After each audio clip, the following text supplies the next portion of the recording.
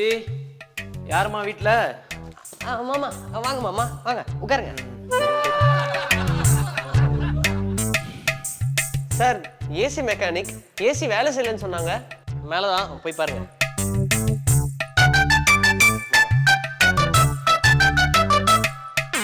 வீட்டில் யாரும் இல்லை? அம்மா அப்பா கல்யாணத்துக்கு போயிருக்காங்க மாமா. ஓஹோ, நீயும் படிச்சு ஒழுங்கா ஒரு வேலைக்கு போய் உருப்படியாக இருந்திருந்தானா உனக்கும் கல்யாணம் பண்ணிருக்கலாம். எனக்கு வேலை கிடைச்சிச்சு மாமா. அப்படின்னா பொல்லாத வேலை கிடைச்சது. எவ்வளோ சம்பளம்?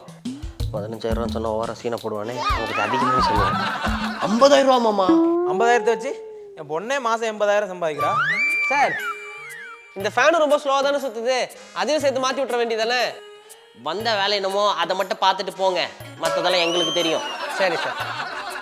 மாமா ரமேஷும் உன் கூட தான்டா படித்தான். அவன் இன்னைக்கு அமெரிக்காவில் மாதம் 2.5 லட்ச ரூபா சம்பாதிக்கிறான். பொண்ணு வீட்டுக்காரங்களாம் க்யூவில் நிற்கிறாங்க. ரேஷன் கடையிலையா? மக்கள் பேச்சு அதான்டா. உன்னை சொல்லி தப்பு இல்லை, வளர்ப்பு சரியில்லை. வளர்ப்பு சரி. உனக்கு என்னடா பிரச்சனை? நான் வேலைக்கு போனா என்ன, வேலைக்கு போனா உனக்கு என்னடா விளக்கு என்ன? டேய் மரியாதை. மரியாதையா? உனக்கெல்லாம் என்னடா மரியாதை?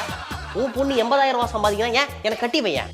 அதை விட்டு ரமேஷ் அமெரிக்காவில் இருக்கானா, 2 லட்ச ரூபா சம்பாதிக்கிறானா, இதெல்லாம் கேட்டனடா உன்னை.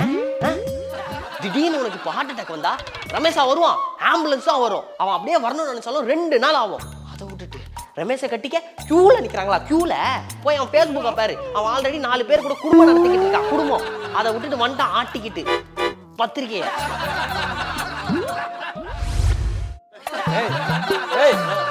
மாமா அம்மா அப்பா வந்தா சொல்லு, மாமா வந்து பத்திரிக்கை கொடுக்க வந்தாரு.